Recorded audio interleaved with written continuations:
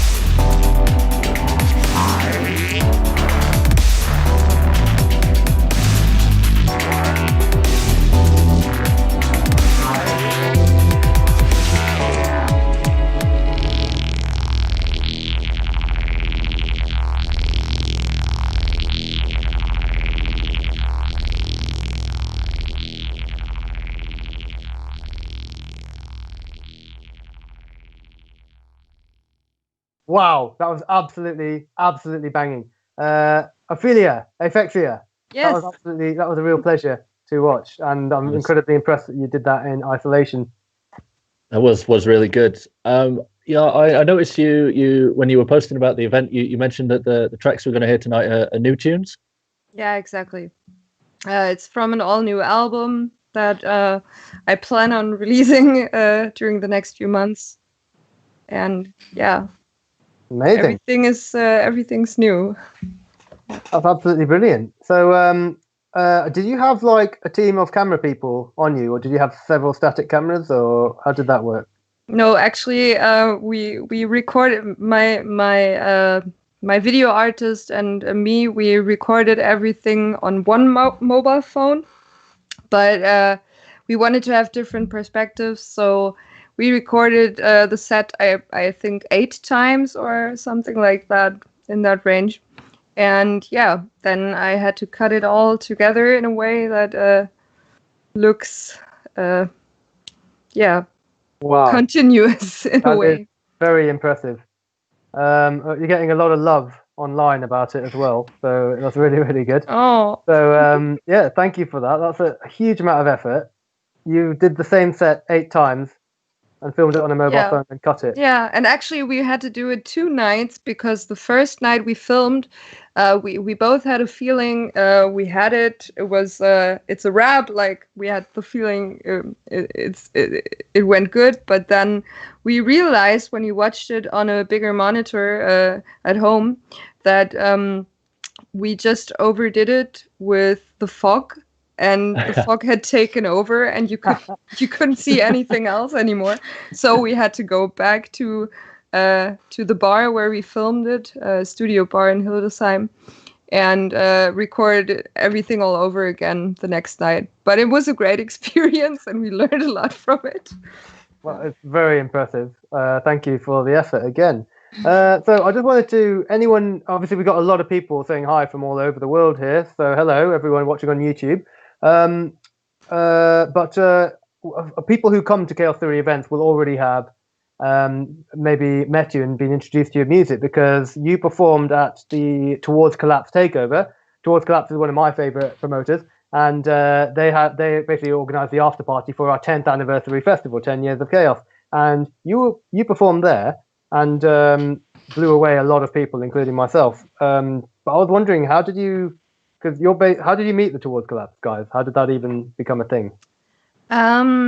Lou, one of the people involved in the project, saw me play live in Prague, I believe in 2017 it must have been, at the Audio Trauma Festival.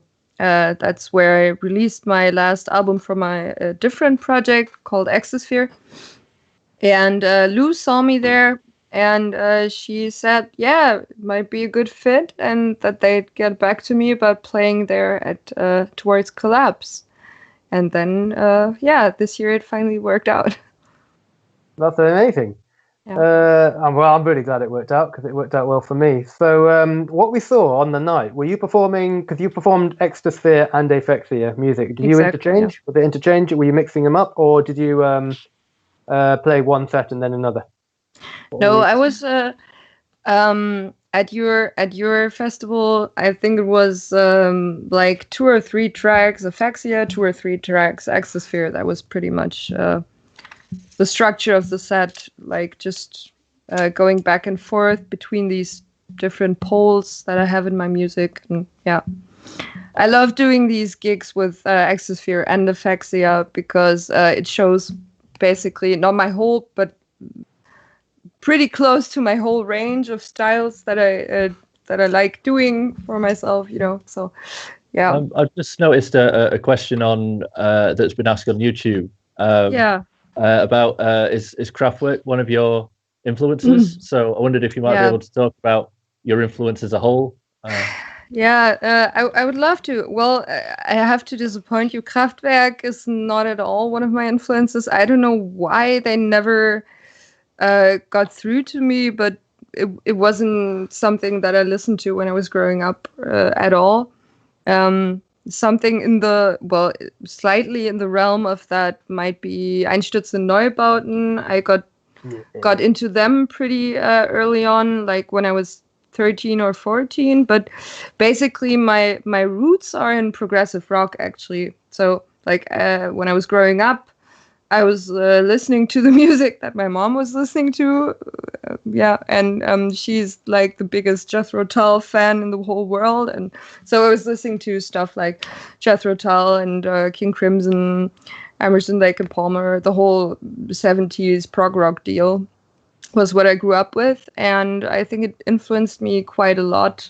So, like, I had a few years in my early youth where I disregarded all of that and was just into electronic music, and that's when I got into industrial music and stuff. But I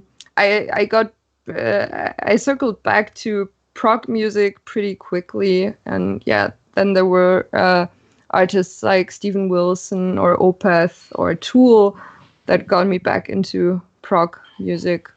So yeah. It's brilliant. I'm hearing a lot of people define themselves as prog now from very different backgrounds. It's just showing how expansive the influence of prog has been. Yeah. Just because of the fact that we've got another guest from Germany as well, based in Germany for now. Is that correct, in Brigitte? Yes, at the moment, yeah. So I mean, all of the stuff I've read about you says that you're Australian based. So is that your home? Is that where you really consider your base, or are you now a European musician we'll be able to see touring here more often? Or well, normally I'm kind of here, there, and everywhere, so citizen of the world. But at the moment I'm based in Europe, so yeah. All right. So we saw you. We were lucky enough to see you in January in a very intimate, special event, which we put on to raise money for Wires. And Alan Pride, another key part of Chaos Theory, actually pretty much orchestrated that one. So and he made that happen, and we raised a lot of money for Wires. So you still feel very, very close to Australia, I guess, in that way. Yeah, of course. Well, I'm an Australian, so that's where I was born, and that's my homeland. And I was, it was devastating to actually be over here and to see my country on fire, and all those poor little creatures, that were just running for their lives, and all the all the people that lost their houses, lost everything, and I mean, bushfires are really, growing up in country Australia, it's a constant thing that you are aware of. As soon as you smell smoke, you're kind of getting, thinking about what you're going to do. But this we'd never seen anything like this. Normally every year there is some sort of a bushfire in Australia, and which is always, devastating. But this was just something out of, We've just had a couple of comments. I'm really sorry to cut you off. Somebody said this gig in January was amazing. It was an amazing gig, loved it. And we've had a bit of love for Dark Shadows Rock, and there's a lot of love for Dark Shadows. Could you give a bit of insight into why people are commenting so much about Dark Shadows? Well, that's the name of my band from Australia, the Dark Shadows, and myself and Carly and Ned, and we're a 3-piece band based in Sydney, and that's it's because of them, that band that brought me to all different parts of the world, really. And so it's nice that people appreciate it. Thank you. Well, thank you. So you've recorded a couple of sets for us in the bunker, I believe. Yeah, so, my isolation bunker. Excellent. So Emily, maybe we could hear Brigitte's first video.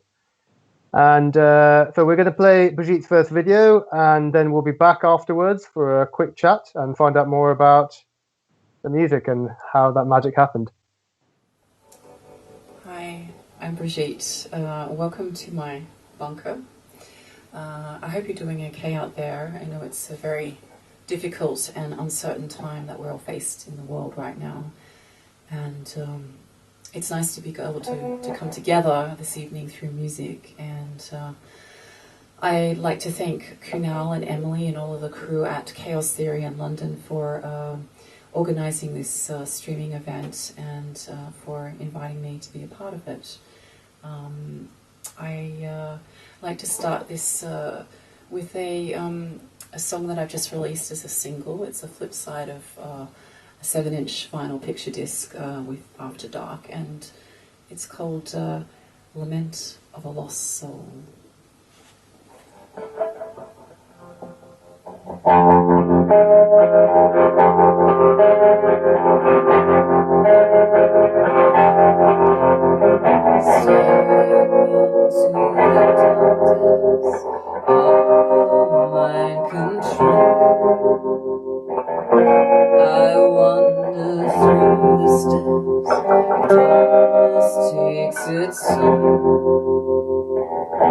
I hear your voice so near, yet so far away. I feel cold wind howls through bending trees, lamenting for their long lost soul.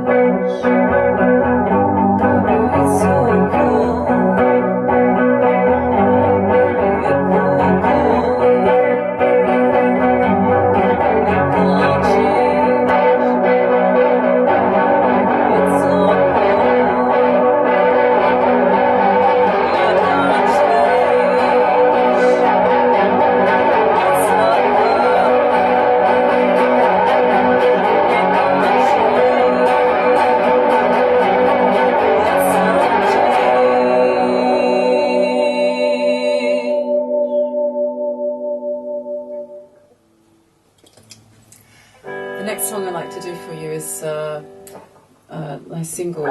It's just come out on 7-inch vinyl picture disc, and this song is inspired by many wonderful late night walks by the harbour in Sydney with my dear friends who I make music with in Australia, and it's inspired by this wonderful times that we've had together, and just the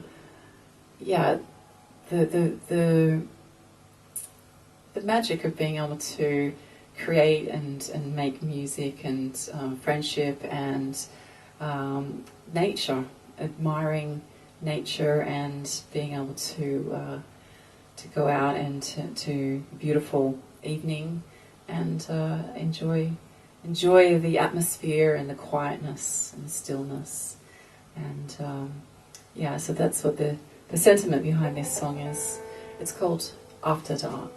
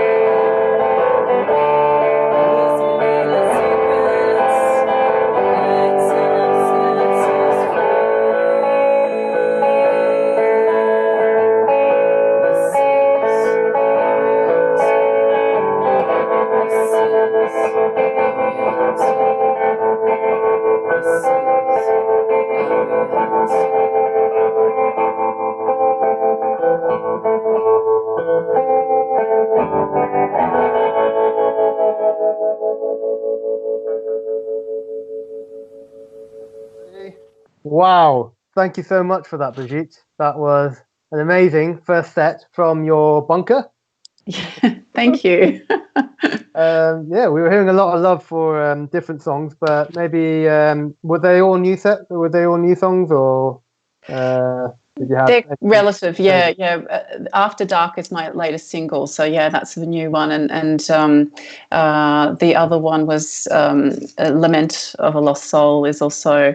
I've just released a remix of that with the Matahari Ranch. I've done a remix on that, and and the other one, Emergency, is a Dark Shadow song. Yeah. Oh, okay, great. And how did you find filming and recording in isolation? It was an interesting experience. Yes, when you asked me to do it, I was like, yeah, totally cool. And it was luckily, I had the bunker space down underground, literally, and so I kind of had to set up in a little corner there, and it was interesting, with the setting up the camera and getting it, it's not as easy as it looks, when you've got to actually play and perform and then, make sure that the camera's in the right spot and all that kind of thing. Yeah, I have to keep running back and just checking. Yeah, exactly. I was like, gosh, it took forever to get it so that it kind of had, didn't cut my head off or, different, got the right. And then by that point, and I think it was about 2:00 in the morning by that point, and I'm thinking, all I could think of is like, gosh, I don't know if people can hear from outside because it is in a cellar, it's underneath the house, and it's like, I wasn't sure if people can actually hear, and I had, and then I'm there in this completely dark room by myself late at night playing, and actually I was playing really loud too. I was kind of enjoying it. But I had visions of like, if someone's, knocking on the door to say be quiet, I'm not going to hear them anyway. So I'm just going to have to wait. So yeah, but it was an experience. And at one point, I kind of was in the middle of, I was just doing just trying out a new song actually, and I was playing. And it was like as if this gust of wind went past me, and I saw the curtain behind me just moved, like, and here all I am with is completely pitch black except this light shining in my eye, so I can't see a thing. I'm there in the middle of the night in the dark by myself, thinking, oh my goodness, and I'm thinking, and I kept playing, the show must go on, even in the bunker in the wee hours. And I turned around, and I was like, I didn't put this on air because it was, you could see my face of this look of what was that? So yeah, that was an experience. But I think it was just the gaffer tape kind of, decided to fall down. I don't know. Who will know? Maybe I wasn't alone, It wasn't, well, that would be nice. Yeah, it was interesting, Somebody alone.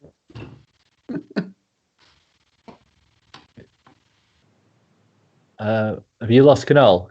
Yes. Yep. Kunal, we're missing your lovely voice.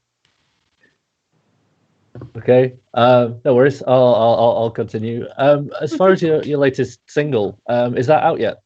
It is out now. Yes, it actually. Well, we released it after dark digitally at the end of last year, and the big box of vinyl. I put it out as a 7-inch picture disc. Don't know if you can see that. Oh, cool. That's really cool. Wow. Yeah, so that's come out with the flip side is Lament of a Lost Soul, the remix. So these guys arrived just as we went into lockdown. So I was, so I'm sitting here with but so it's out now, it's available, and I wanted to ask the remix that's been done. How was that song chosen as the? I guess it's a double A side, right? Yeah, it is. Yeah. We kind of really we were trying to we were thinking about something that would fit with After Dark sound wise, but just also something that's interesting, and we kind of that's a song that I've always kind of felt a strong connection with that song, and it was something that we thought, oh well, let's that'd be interesting to sort of revisit that song and see how it works out, and that was just sort of an idea, and then as it kind of evolved, we were like, wow, this is actually it's turned into this whole different thing. So I'm really kind of I was really happy with the way it worked out, and I think the Matahari Ranch guys did a really, really great job of reinventing it. Really. Yeah, I mean, I was listening to it in the sun today. Like I was listening to all of the your most recent records for all of you guys, and I had a very thoroughly enjoyable day. Oh, great, cool. Thanks. So, Kunal, are you back? No. Still no Kunal. That's a shame. That might be a bit tricky because I don't know when we were planning on doing the next video. Now. Now? Okay. I'll go to board the Moth. Cool.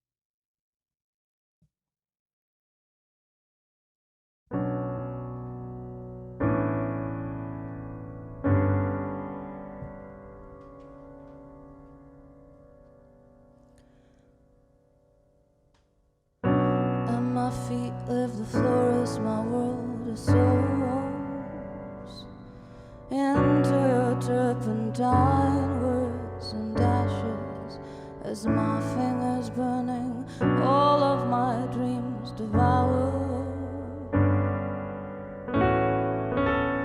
all of the dreams I jammed into the darkness, the line of your jaws and my feet live the florist, my world dissolves into your turpentine absence and silence as your shadow turns to ghosts, blending into the whiteness, the wholeness of you both. I became the bedside stain you erased while you would dive to another hole, while I was your seamstress in disguise, trying to patch your soul.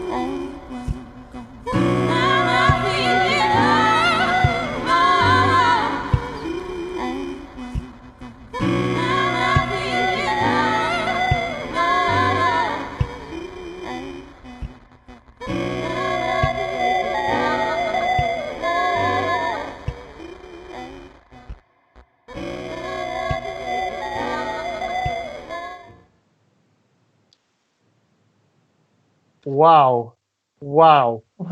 Amaya, Maud the Moth, thank you so much for that. That was incredible. That was really, really special. Do you want to tell us a bit about that? What we just heard, what we saw, the process?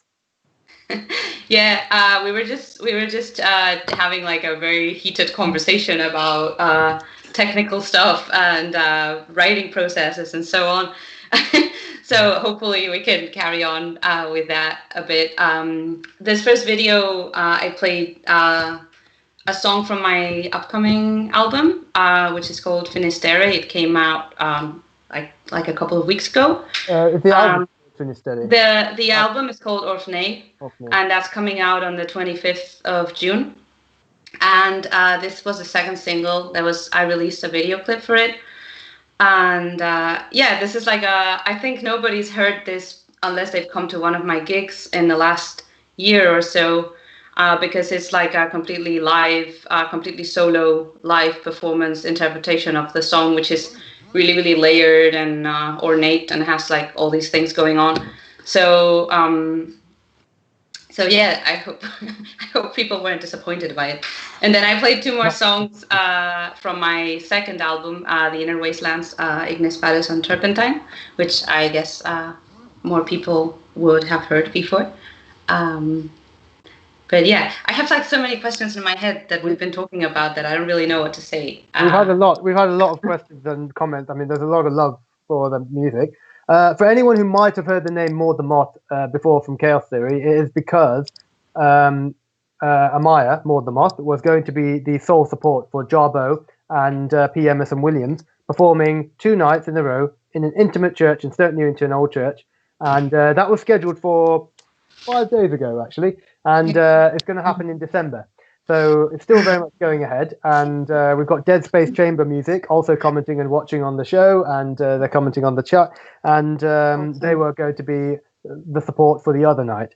And so that's something to really, now that you've given us an insight into what we're about to witness in the intimate space of the church, that's pounding.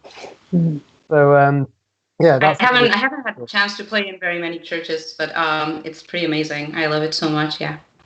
So I just want to let everyone know who is watching and listening that you can find more music by all these artists by clicking on the Bandcamp links, which is in the description of this video. And you can basically, we would ask that, because we're not having concerts and selling tickets, we would ask that maybe people have a listen through the albums of each artist, spend a bit of money on them, help them to keep doing what they are doing during this time. There's also a link for donating to Chaos Theory. You can donate from £2 to thousands if you like, and we've also got a merch link as well, because we are selling our merch that we normally sell at the merch table at our gigs. We've now gone online and have been selling stuff for the last couple of months on Bandcamp. So thank you to everyone who's been supporting us and the artists. Please keep an eye on that stuff, and definitely spend lots of money on these wonderful, wonderful musicians. So I think Emily's in my ear. We have, for anyone else who wonders why I'm talking about Emily Bailey Visuals is an amazing visual artist, and she is also a vision mixer, and she is actually from her location receiving all these streams, broadcasting this, directing it, and producing it, and directing me in my ear. So, and we've also got Jose Camaño, who's known mainly for his photos in the music scene, but he's also there assisting her. So thank you very much to you guys. And there's a link for Emily Bailey as well in the description, so you can check out more. Thanks. Thank you, well done, Emily. Great job. She's giving us a thumbs up. So, yeah, okay. So Emily was saying she's got Brigitte's second video ready. Brigitte, you've released this single, and there's also a remix that's come out. Is that on the single, or is that a separate thing? Can you tell us a bit? Yeah, it's a double single. So After Dark and this was the first single that we released digitally, and now we've released it on the vinyl picture disc. And the second single is Lament of a Lost Soul, which is the remix by the Matahari Ranch crew. And so that's now available on vinyl. It's also available digitally on Bandcamp as well. And because of everything that's going on now with the delays with postage and things like that, the vinyl comes with its own download codes, which I'll send to you. So yeah, you can just send a message directly, and I'll trudge off to the post and send it out to you. Jose had a question for all of you. He's just I've just been told.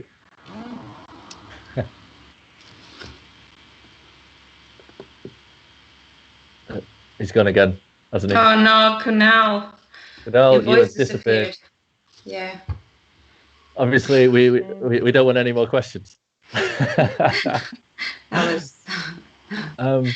Okay, so for now, I was going to ask. Obviously, you said you were in a band as well, and I wondered if the writing process for the single and your album was different, being on an artist on your own compared to being in a band. Is the writing process any different?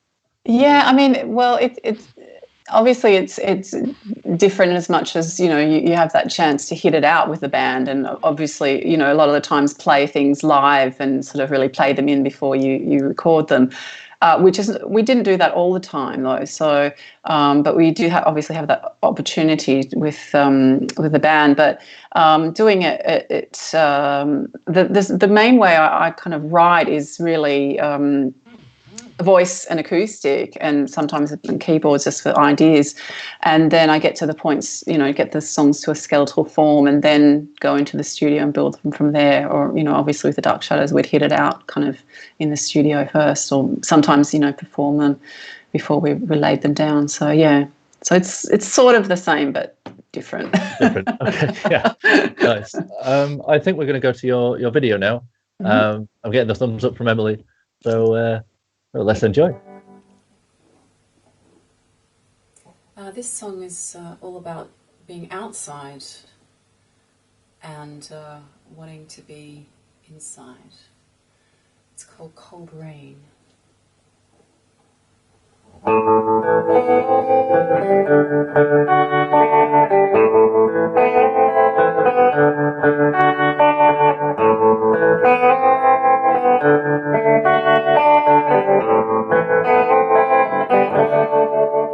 We've got things to choose. There's always something new. We wait for hands to touch. Only cold rain knows you inside. Such a cruel world. A voice that's never heard. Sometimes it's all too much. Out in the cold rain, no lets you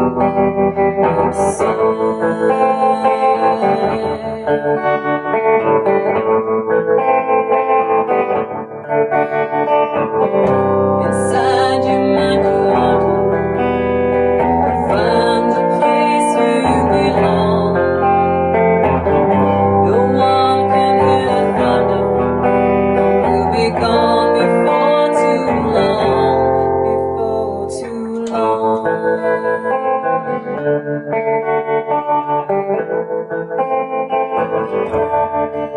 You never wanted much. Just a gentle touch. Some things I'll never know. Only cold rain unless you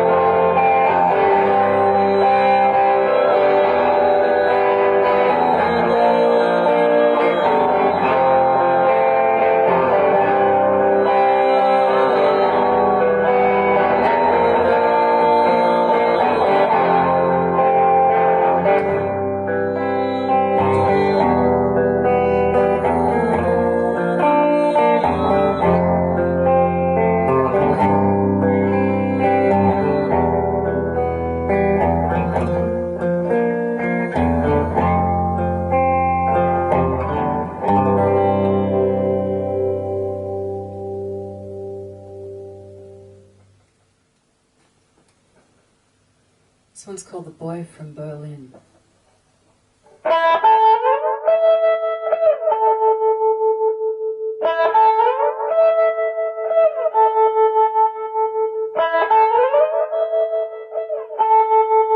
There's a door with glass by. Seems to touch the darkness I see in his eyes. It tells me that you're leaving. To him you must fly. Sending out a warning. Time has passed us by. Said he's going back to his side. Probably never see him again. Like the dark bird down he'll fly.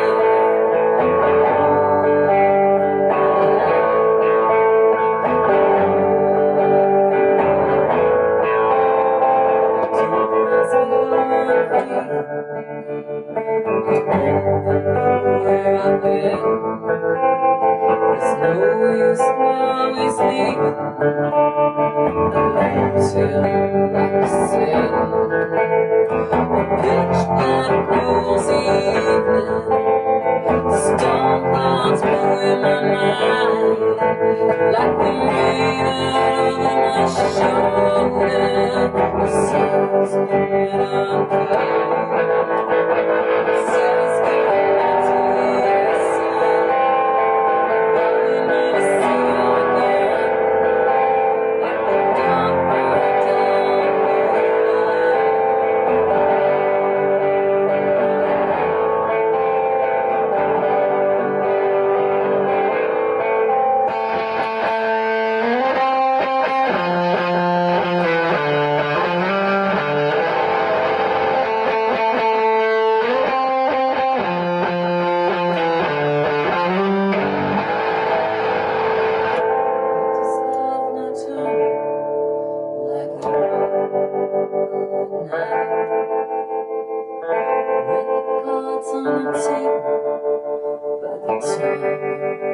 wasn't right. Now it's so much more in the shadows. Through the corridors of my mind. Life was different Said he's going back to his side. Probably never see him again. Like the dark bird down he'll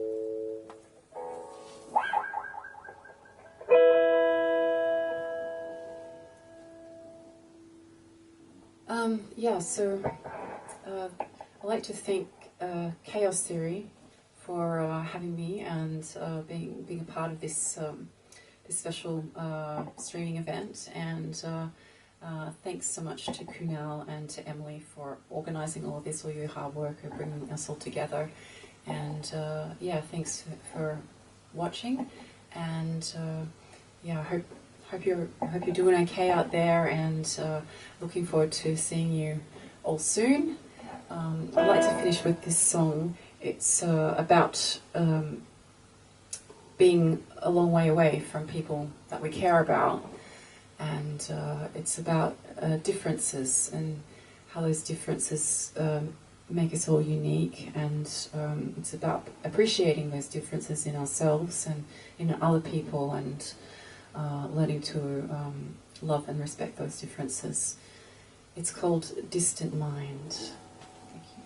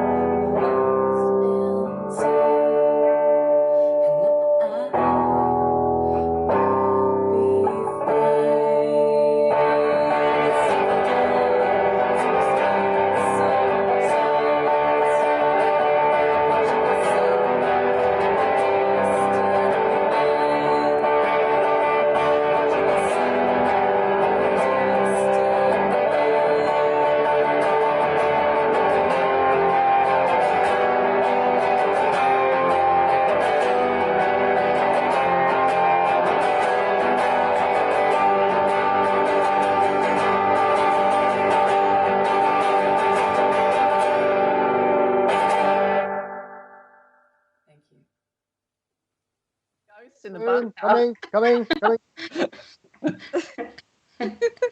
Wow, thank you so much, Brigitte. That was, we were just having, everyone just caught us having a little backstage banter there. But yeah, thank you so much for another great video filmed in isolation. That was absolutely brilliant.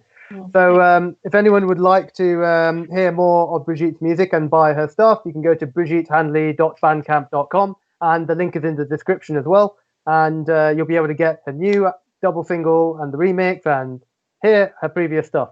And we thoroughly recommend looking up The Dark Shadows as well, if you are into that. That's her band in Australia. So yeah, Jose, I've cut off, my audio is cutting out a little bit today. So thankfully we've got Chris and 3 wonderful guests here.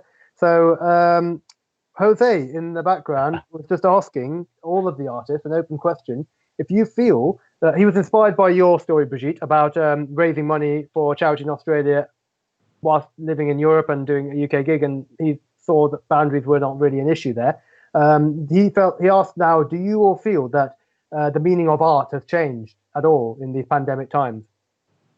I think it's become maybe perhaps more important in a way, or more, maybe perhaps more appreciated, because we're all got time alone to ourselves to to absorb it, perhaps more than when we're running around doing everything that we're supposed to be doing out there in the big wild world. So I feel personally I've had more time to really appreciate a lot of other different artists, and I've really been enjoying that. I've been really enjoying this whole the chance to visit online festivals, to see friends of mine perform from their living rooms, their kitchens, everywhere. For me it's been absolutely inspiring from an artistic and creative point of view, in a situation that is really uncertain and devastating for everyone in the world. To see that kind of the creativity come out of it has been really inspiring for me. It has been a very creative time. Do either of you have anything to add to that? Any thoughts? Me? Well, yes. Am I or Either. do either of you? I was trying to restrain myself because everybody tells me I speak a lot, so I'm just like kind of being like. I felt like I was making really clear eye contact. Not take up all the airtime.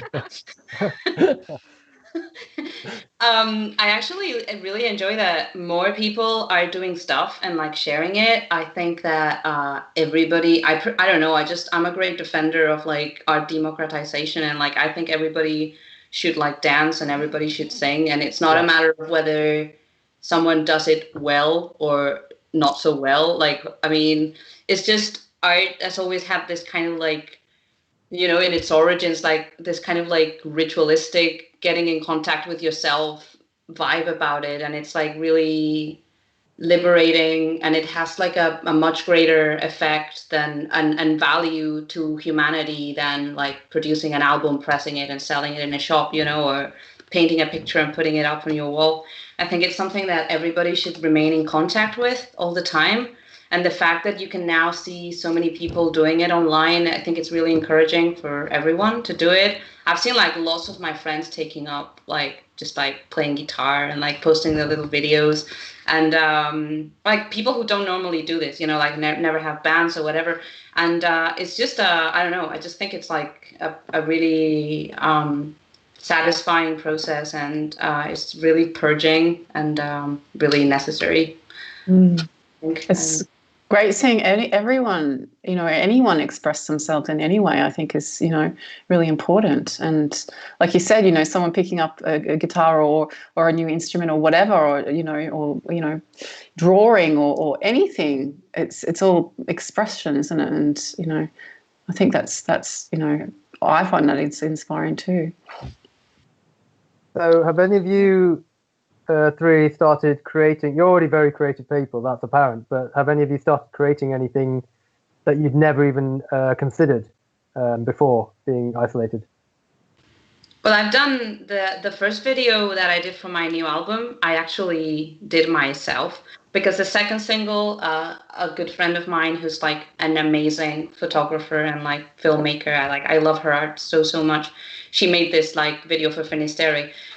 But I still had like a couple of ideas in my head that I wanted to do. And I was like, yeah, now I've got time because I can't work. So I'll just sit down here with iMovie and make some videos. And I don't know, it's something I really enjoy, like this kind of like playing with visual stuff, because I feel like that's very connected to the way that I write music, and getting the chance to like explore that a bit more and like play around with it, you know, like yeah, I think that's really cool. I actually, you know, I've been working on a little bit on video stuff too. I just during the isolation finishing off some stuff that we'd shot, which is really interesting because it's to explore that visual side of things like you mentioned. And I've seen a few other people exploring that too, which is really, you know, nice. And it seems like as musicians we all have to kind of be a bit of a jack of all trade, don't we? And especially like when we're, you know, in lockdown and we have no one else to help us. So like trying to get yourself in frame for the camera for the with no one else to tell you how. So what about you, Ophelia? I mean, obviously you made a video using 8 times.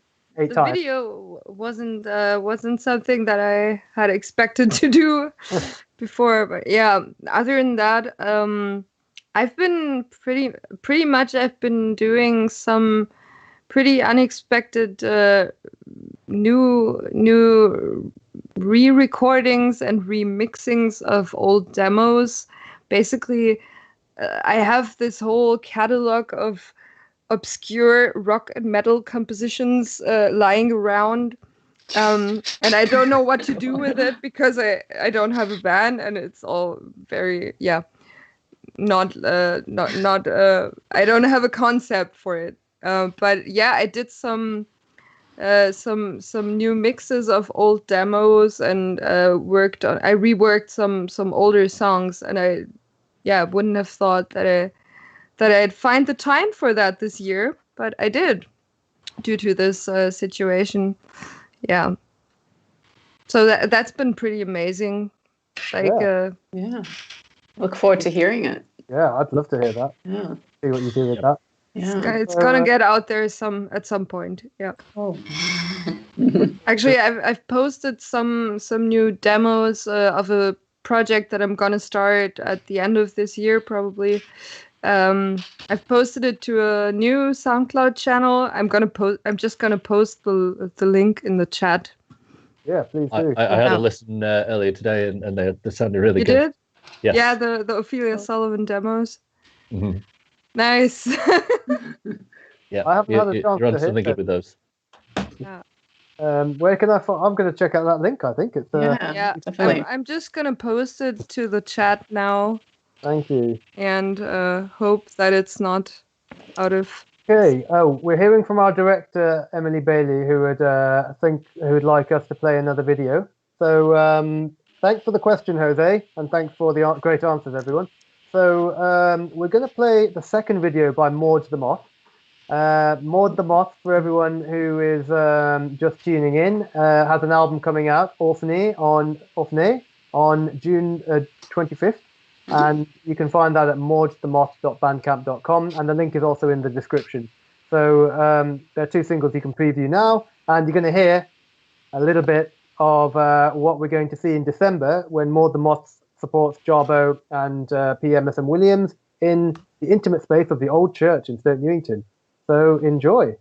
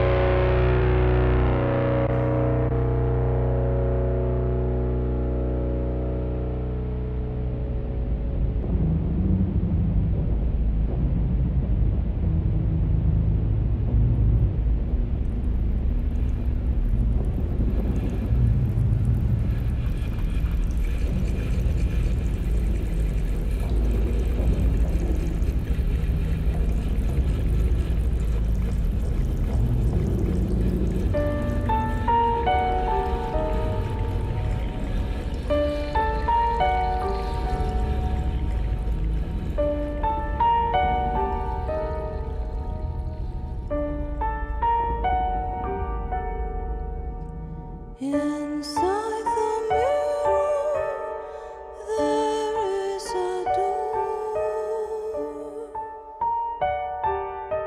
It's round and black and it grows and grows,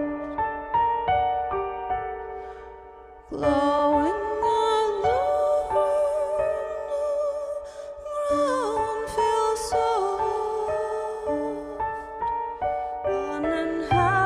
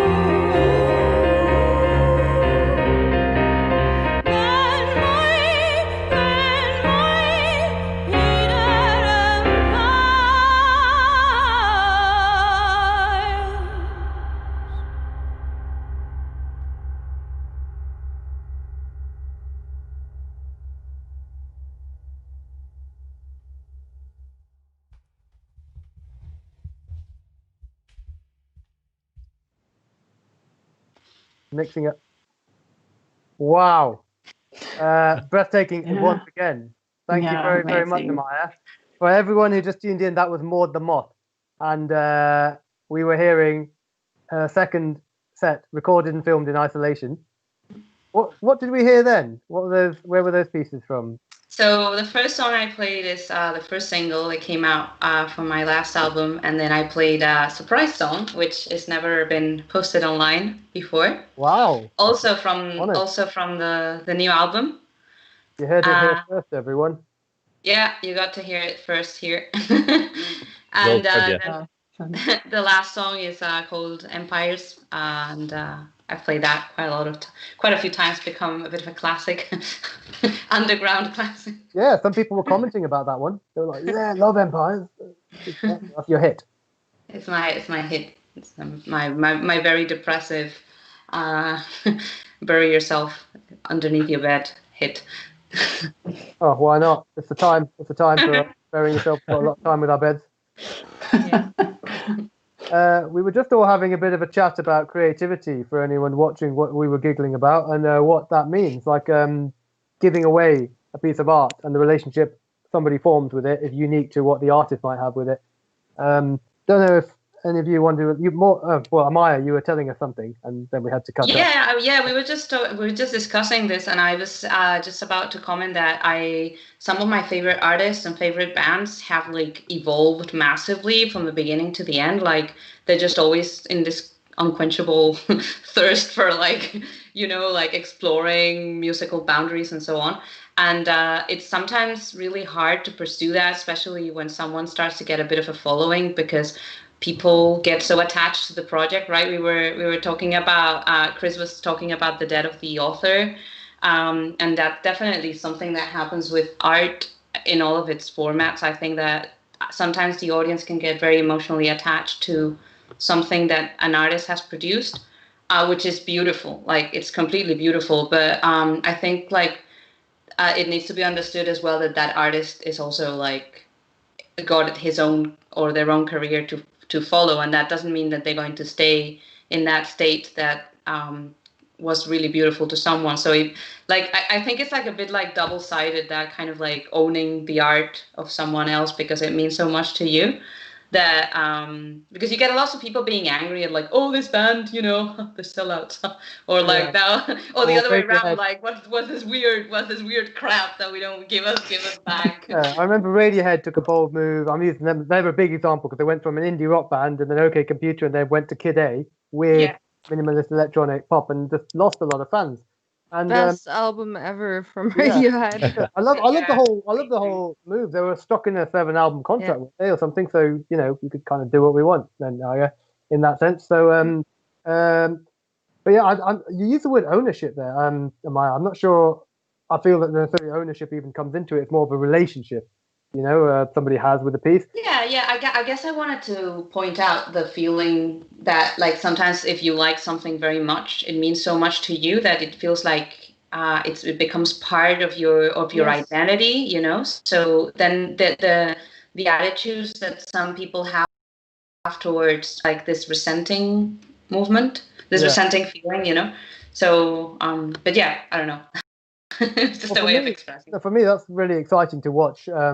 Even if I don't necessarily appreciate one sound more than another, it's really exciting for me to see an artist truly progressing and experimenting with themselves. Instead of saying, well, this is an easy sound, people seem to like it, I'll just make more stuff that sounds like it, because it never sounds as good, because it doesn't come from the heart. Whereas pushing oneself to make something new and to try something new and be a little intimidated and out of your element and never start, that's really the fun part of creativity, and that's where you find and discoveries and discover things.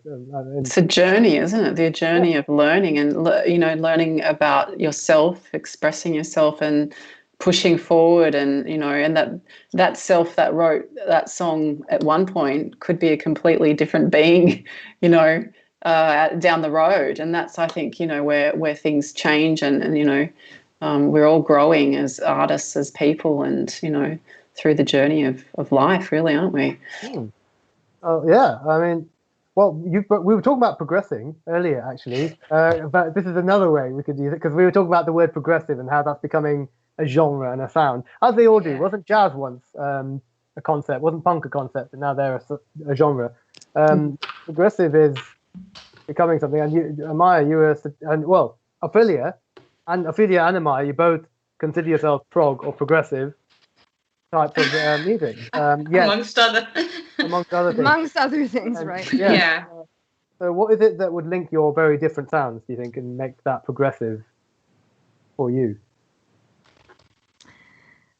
Well, I think like prog for me is it's a way of looking at composing that is it's just different from the usual way of approaching pop music or popular music in general. It's just it has its roots in classical and jazz music, and draws inspiration from the sort of structure that we find in there.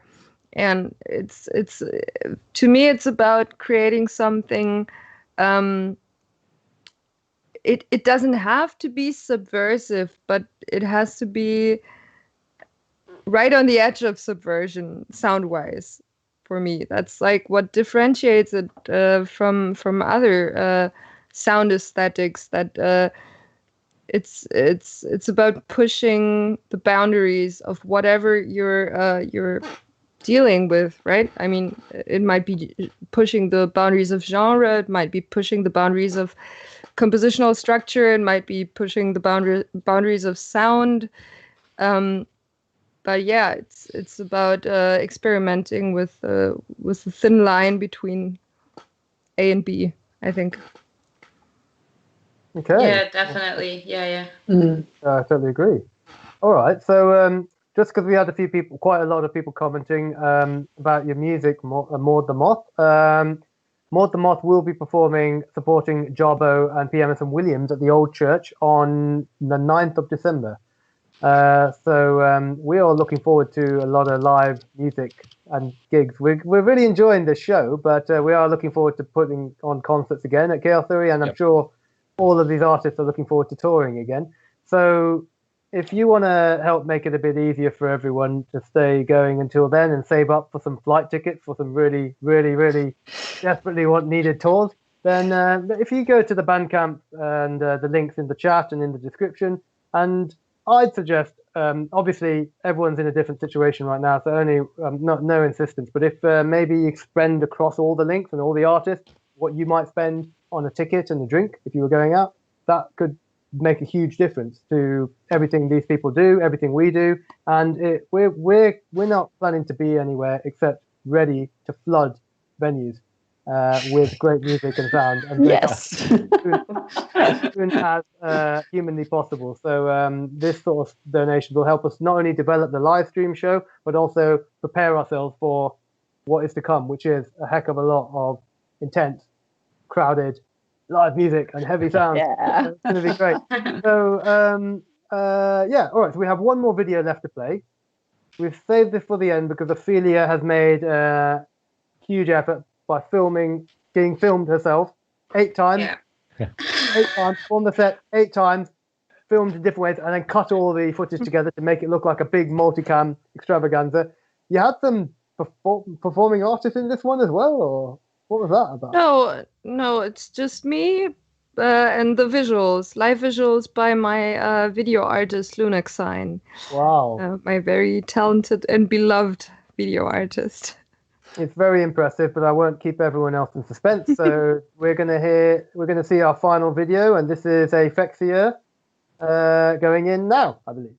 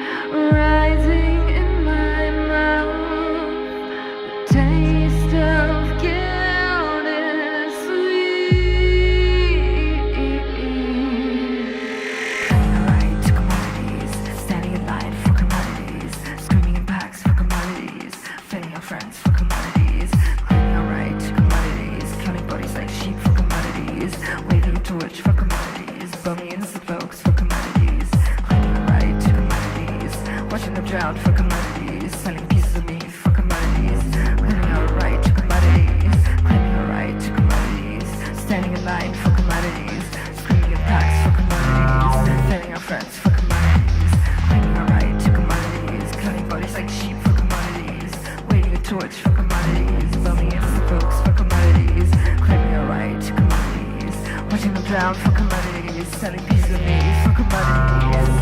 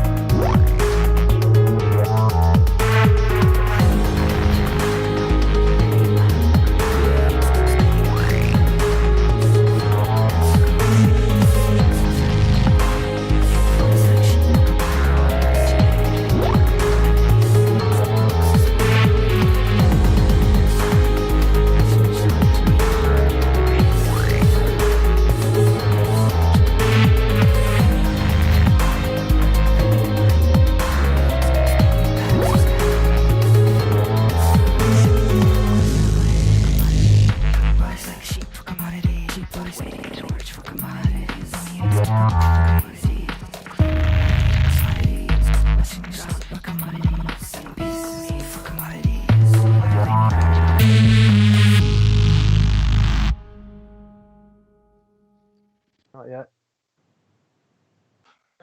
Wow, wow, wow, wow. Aphexia, Ophelia. Right. That was quite an effort.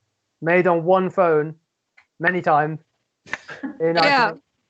That's amazing that you did that with one phone and just did the set loads of times and then edited that. That's really special. Thank you very much. Yeah, and thanks so much to my video artist, Lunaxine, who arranged all of that and produced it and filmed it. Yeah, it was a great time. It looks amazing. So thank you. We've got we've had a lot of people commenting and chatting. So just to let you know, we will be releasing this video on YouTube as a playback at some point, quite soon. We'll let you know when. So if you want to subscribe to the Chaos Theory YouTube channel or just follow us on all our socials, you'll hear about it. We'll make a big fuss about it when it comes out. And I want to say a very, very special thank you to all of our artists. Aphexia, Ophelia, thank you very much. Thank you so much. It was great being on the show. Live from Germany, and Brigitte, also from Germany. Thank you so much. Thank you so much for having me. It's been awesome. Thank you. And thanks to everyone for your amazing work, everyone. Thank you. Amazing work, yeah. And Amaya, Maud the Moth, thank you so much for sharing unreleased music with us on this show. And it was, yeah, I mean, you've all picked up a few fans judging by the chat, and it's been a really breathtaking experience. Thank you to everyone who's been watching, supporting us, commenting. Thank you. And bearing with us for, we've had a few, we're learning too. We are learning. And we're all operating. This is coming to you from 6 different locations, this show. It's being managed. And we've got a lot of various basic technology to make it happen on, and you're being very patient and understanding. So thank you very much. I want to thank you, Chris. You've been great. Thank you. Thanks for being a great host. Yeah. And, Thank you very much. and behind the scenes. Yeah, thanks everyone. Thank you. Emily Bailey. Emily! Doing all of this stuff behind the scenes and giving us instructions on the phone. And Jose Camargo, who is also helping her out. And thank you all of you. You've been great. You. Thanks to you, Kunal. Thank you. Chaos Theory. So for anyone who hasn't even heard of Chaos Theory before, we've been putting on live concerts for 10 years. We just celebrated our 10th anniversary, just in the nick of time before lockdown happened, and we are determined as ever to keep bringing great new musicians to great open-minded people. So that's what we're going to do, one way or another. So that's what this is about. So we're going to do more of these. So you can subscribe, tune in. Thank you, Amaya. And basically, go to the link. We want to be doing gigs again. We expect to be doing gigs again. We expect to be touring. We expect to be in a room with all of you, and these musicians do as well. So please spend your money on them at the links in the description. I'm putting my hands everywhere. We weren't meant to do that. Spend your money on the links at the description. You can buy music by all the artists. You can donate to Chaos Theory. You can buy merch from us too. And let's just keep doing this, and let's stay connected one way or another. So Emily is basically telling me to shut up. So we're going to wrap up. So any final words, anyone? Any parting comments? Thank you so much. This was amazing. So enjoyable. One of the best things about doing a bunch of these like streaming videos is like all the artists that I think we're all getting to meet, like performing, the people you perform with. It's every single streaming thing I've done has been like, more friends. And actually, I feel like the sharing and the experience is even more intense than when you're like playing in a gig, because you have like so many technical things to take care of, as where here you kind of like way more focused on like the actual personality of the other people, and it's just really, really, really awesome. Can I say, as a curator, it's really, really nice to be able to work with artists from anywhere in the world without having to worry about how to pay to get them over here or pay for the venue. It's just like, well, we can just do it this way, and that's really nice. So, I mean, we've got some limitations. We've got other things that have been actually been more free in that way. So that's really nice. Yeah, sure. It's been a really great lineup. So thank you all. And we've got loads of comments. We were discussing a lot of the comments. We have been seeing them. We haven't got any more time to discuss it and go into them now, but we will be doing that very soon. So thank you all very much, and goodbye. Thanks, everyone. Bye. Thank you. Bye. Bye. Thank you.